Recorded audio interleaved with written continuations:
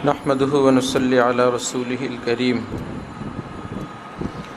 मदारिस की इआनत करना, মাদ্রাসা সমূহ দীনী মাদ্রাসার সাহায্য সহযোগিতা করা। আওয়াম মাদারিসকে মোহতাজ हैं, সাধারণ মুসলমানগণ তারা সকলেই মাদ্রাসার মোহতাজ। मैंने मीरठ में जलसा में कहा था कि तुम उलमा को अपना मोहताज समझते हो, उनको देना बंद कर दो। हकीमुल उम्मत मुजद्दिद मिल्लत हज़रत मौलाना शाह अशरफ अली थानवी रहमतुल्लाहि अलैहि তিনি বলেন, মিরাঠে এক জলসায় আমি সাধারণ মুসলমানদেরকে লক্ষ্য করে বললাম, তোমরা উলামা হজরতদেরকে মোহতাজ মনে করো, যে তারা বড় মোহতাজ, বিশেষ করে তোমাদের কাছে মোহতাজ।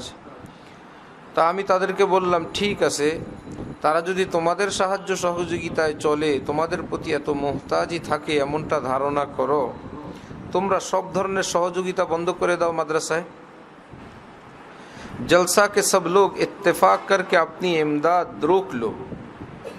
এই সমাবেশে একত্রিত হওয়া সমস্ত লোক ঐক্যবদ্ধ হয়ে মাদ্রাসায় সাহায্য সহযোগিতা বন্ধ করে দিয়ে দেখো, আলহামদুলিল্লাহ हमको कुछ परवाह नहीं, আলহামদুলিল্লাহ আমাদের কোনো পরোয়া নাই, এই নিয়ে কোনো মাথা ব্যথা টেনশন নাই। हम में से कुछ चावल की दुकान कर लेंगे, कुछ आटा दाल की, कुछ और चीज़ों की। কি আলেম ওলামারা চলতে পারবে না? না মাদ্রাসায় পড়াই খাওয়া লাগবে? হাত পা আছে না? হযরত বলেন, আমাদের মধ্যে থেকে কেউ আমরা চাউলের দোকান দেব, কেউ আটার দোকান, কেউ এক এক জিনিসের দোকান দেব, এই দিয়ে আমাদের দিন চলে যাবে। আমি আরও সহজ দুই আইটেমের ব্যবসা রাখছি সব সময়, সেটা হলো সিদ্ধ ডিম আর বিভিন্ন রকমের চা। ডিম সিদ্ধ করতে লবণ দেওয়া লাগে না, হলুদ মরিচ মশলা, যে এটা আমি শিখি নেই, পারি না, কখন দেওয়া লাগে এমন কোনো ব্যাপার স্যাপার থাকে। পানির মধ্যে দাও, চুলায় আগুন লাগাও, এমন না যে এত মিনিট পর্যন্ত এটা সিদ্ধ হয়, ওই মিনিট ক্রস হয়ে গেলে সিদ্ধর পরে অন্য কিছু হয়। ডিম সিদ্ধর পরে অন্য কিছু হয়? সিদ্ধই হয়। কে না জানে? ডিম সিদ্ধ করতে কে না জানে? একদিন দুই দিন দিলে আন্দাজ হয়ে যাবে কতক্ষণ দিলে ক্রিম বয়েল হয়, কতক্ষণ দিলে ফুল বয়েল হয়। ঠিক এমনিভাবে চা ধরো, একটা চিনিওয়ালা চা আর একটা চিনি ছাড়া চা, এটা কি অনেক কঠিন আইটেম? একটা পুদিনাওয়ালা চা আর একটা কি চা, হ্যাঁ আদাওয়ালা চা আর একটা কালো জিরা চা, আর একটা লেবুর চা, একটা দুধ চা আর একটা রং চা, একটা চিনির চা আর একটা গুড়ের চা, বলি কি? যারা মাদ্রাসায় পড়ে আল্লাহর রহমতে যে কোনো আইটেমে কাজে লাগাই দিলে ব্রেনটার নাহাবি মির এবং মিজান কিতাবের ব্রেন, যেটা হেদায়েতুন নাহুর তালকিসের, ওখান থেকে মাত্র 1 কি 2%, 100%-এর 1-2% দিলেই বেটার। পারবে না? পারবে। আর কিছু না পারে, আমরা তো যাত্রাবাড়ি এলাকায় থাকি, যাত্রাবাড়ি আড়ত থেকে নিয়ে 200 কিংবা 500 টাকার লেবু কিনে চৌরাস্তার যে কোনো এক পাশে বসে লেবু বিক্রি করে দিবে, ফিনিশ। বিকালবেলা দেখবে মাশাআল্লাহ 100 টাকা, 50 টাকা, 200 টাকা। 2-4 দিন বসলে সে আও ভাও ডান বাম বুঝবে। এত কঠিন না, এত জটিল না। ডেলি 300-400 টাকা রোজগার হলে মাসে 10,000 টাকা, 500 হইলে 1500 টাকা, 1000 হইলে তো মাশাআল্লাহ সৌদি আরবের বেতন 30,000 টাকা।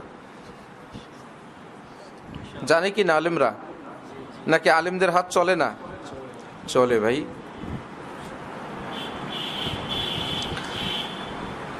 कुछ चावल की दुकान कर लेंगे, कुछ आटा दाल की, कुछ और चीज़ों की, मगर उस हालत में तुम अपनी औलाद की फिक्र करो। আলেমরা মাদ্রাসায় নাই, সবাই ব্যবসা বাণিজ্য করে, সে তো নামাজ রোজা জানেই, তার বিবি বাচ্চাকে সে নামাজ রোজা তালিম দেয়, তার ঘরের ব্যবস্থা তার হয়ে গেছে, তার পেটের ব্যবস্থাও হয়ে গেছে। তোমার বাচ্চাকে আলিফ বাতা পড়তে দিবা কার কাছে? কোথাও কোনো মাদ্রাসা নেই, কোথাও কোনো আলেম দ্বীনের খেদমত করেন না, যেখানে হোক মাদ্রাসা মসজিদ, কোথাও এই পড়াপড়ির কাজ করেন না, পড়ানো। তুমি তোমার সন্তানকে কোরআনে পাক শিক্ষা দিবে কোথায়? সেই চিন্তা করো 50 साल बाद, কত বছর পর?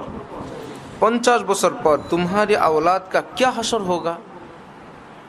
এভাবে যদি 50 বছর চলতে থাকে, তোমার আওলাদ, আওলাদের আওলাদ, নাতি পুতি খুন্তি যা আছে সেগুলোর কি অবস্থা হবে? রেজাল্ট কুছ ইহুদি হোগি, কিছু কি হবে? ইহুদি হবে। কুছ নসরানি, কিছু হবে কি? খ্রিস্টান।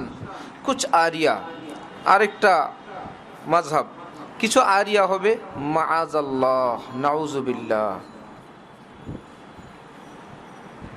সুতরাং আজকে মুসলমানের সন্তানরা যে আজকে মুসলমান, এই ব্যাখ্যা অনুযায়ী এখন থেকে 40-50 বছর আগের আলেমরা খেদমত করে গেছেন বলেই পরবর্তী জেনারেশন যারা আজকে আমরা আছি, আমরা কি আছি? মুসলমান আছি। আমাদের বাবার উপর খেদমত হয়েছে। আমার বাবা মক্তবে পড়ছেন, আমার বাবা ওয়াজ শুনছেন, আমার বাবা মাদ্রাসায় পড়ছেন, আমার বাবা আলেমদেরকে শ্রদ্ধা করছেন। তার নতিজায় তিনি আমাকে মাদ্রাসায় দিছেন। আমি আবার মাদ্রাসায় পড়ার মতন শিক্ষক ছিল, সেরকম মাদ্রাসায় পড়াতে আমি পড়ছি। আজকে আমরা তালেবে আলেম, আলেম কিংবা মুসলমান। যদি আমার বাবাই ইসলাম বিদ্বেষী, আলিম বিদ্বেষী হইতেন এবং সেই যুগে মাদ্রাসাও না থাকতো, আমাকে মাদ্রাসায় দেওয়ার ব্যবস্থা হইতো না। অনেক মানুষ এরকম দেখা গেছে যাদের মা বাবা আলিম। যেমন একজন মানুষ ঢালকানগর বাইতুল উলুম মাদ্রাসা, আমি তখন শিক্ষক, সেখানে আসছেন।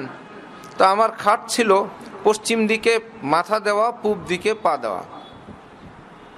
সেই বেচারা হঠাৎ উল্টা দিকে শুয়ে গেছেন, পাটা পশ্চিম দিকে, তারপরে মাথাটা পূর্ব দিকে। তিনি বড় নামি দামি কোনো বিশ্ববিদ্যালয়ে পড়েন। আমি বললাম কেবলা, কেবলা, এদিকে কেবলা। লাভ দিয়ে উঠছেন। আল্লাহ, হুজুর এমন পরিবেশে থাকি, কেবলার দিকে যে পা দিতে হয় না, এ কথাটা ছোটবেলায় মনে পড়ছিলাম, ছোটবেলায় চর্চা ছিল। এখন যেখানে থাকি ওখানে তো এমন কোনো চর্চা নাই যে শোয়ার সময় আমাকে লক্ষ্য রাখতে হবে পা কোন দিকে দিব কি দেব না। ভুলে গেছি। হুজুর সত্যি কথা কি, আমার আব্বা একটা মসজিদের ইমাম। ছেলে আসছে স্কুল কলেজ ভার্সিটিতে, বদ্দিনী পরিবেশে এসে এখন পা কোন দিকে দিতে হবে সেটা সে ভুলে গেছে। ঝট করে সে উঠছে, যে অনেক দিন পর কথাটা মনে পড়ল। যার বাবা আলেম না, অথবা যিনি ছোটবেলায়ও শুনেন নাই, তিনি তো বলবেন কি বলেন, একদিকে পা দিলেই তো হয়েছে। কেবলা কি দেখা যায়? এখানে হাজারো ওয়াল আছে, হাজারো গাছ গাছালি বাগ বাগান আছে, এগুলো বাড়াবাড়ি। শিখতে শিখতে শেষে কি বলবে? এগুলো কি বাড়াবাড়ি। আর বলবে ইসলামে বাড়াবাড়ি ঠিক না। যে কোনো একটা বিষয়ের নাম রাখবে কি, এগুলো বাড়াবাড়ি, ইসলামে বাড়াবাড়ি ঠিক না। যিনি বলেন উনি প্রচন্ড আকারে কমাকমি করেন। আমরা কি বলতে পারি না এগুলো কমাকমি, ইসলামে কমাকমি ঠিক না?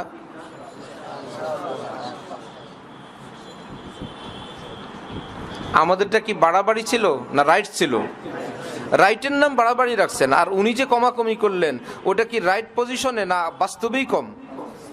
যিনি শরীয়তে পাকের উপর মাপে মাপে আসেন, বাড়াবাড়ি করেন নাই, যিনি একদম মাপ মতন, ওটার নাম রাখছে বাড়াবাড়ি।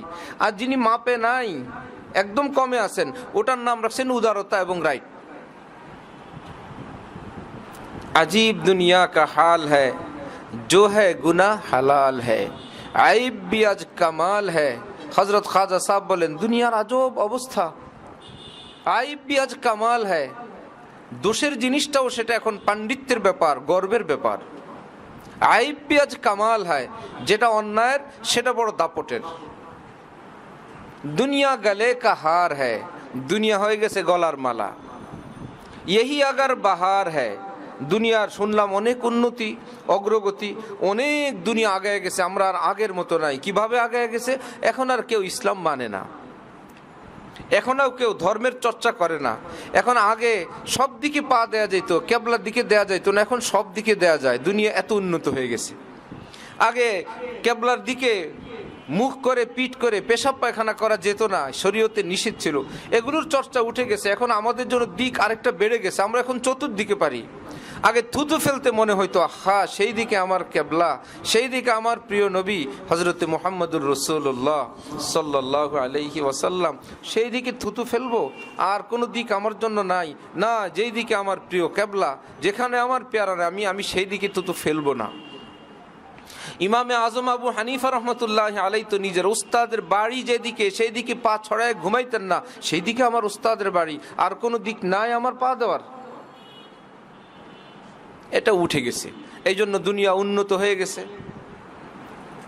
বলে না আমরা এখন অনেক এগিয়ে গিয়েছি, আমিও বলি আমরা অনেক এগিয়ে গিয়েছি।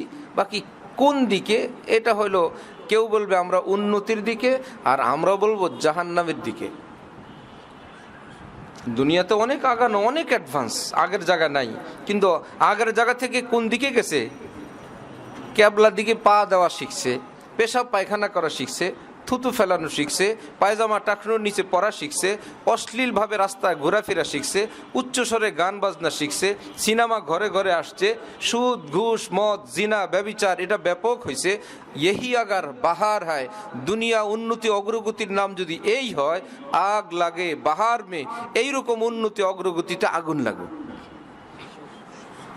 কে বলছেন? হযরত খাজা আজিজুল হাসান মজজুব রহমতুল্লাহ আলাইহি। যে আজব দুনিয়া ভাই, যেটা পাণ্ডিত্যের, যেটা মর্যাদার, যেটা সম্মানের, নিশ্চয়ই সেটা সম্মানের। একজনে চুরি করছে, তাকে বড়, হ্যাঁ দেখছো কিভাবে দুনিয়া কামাইতে হয়, কিভাবে এই সমাজে বাস করতে হয়। আর চোরকে তুমি শাবাশি দিচ্ছ, আরেকজনে ছিনতাই করছে, তাকে কেউ ধরতে পারে না, এরাই বেটা। यही अगर बाहर है, आग लगे बाहर में। আল্লাহ আপনি আমাদেরকে, আমাদের মুসলিম সমাজকে, সকল স্তরের মুসলমান ভাইদেরকে আলেম তালেবে এলেম দ্বীনি প্রতিষ্ঠানের কদর করার তৌফিক দান করেন। মাদ্রাসা নাই তো দিন থাকবে না, মাদ্রাসা যতদিন থাকবে এখান থেকে আলেম তালেবে এলেম বের হবে, এদের বরকতে ইসলামের চর্চা থাকবে, সাধারণ মুসলমানের কাছে ইসলাম থাকবে। ওয়া আখিরু দাওয়ানা আলহামদুলিল্লাহি রাব্বিল আলামিন।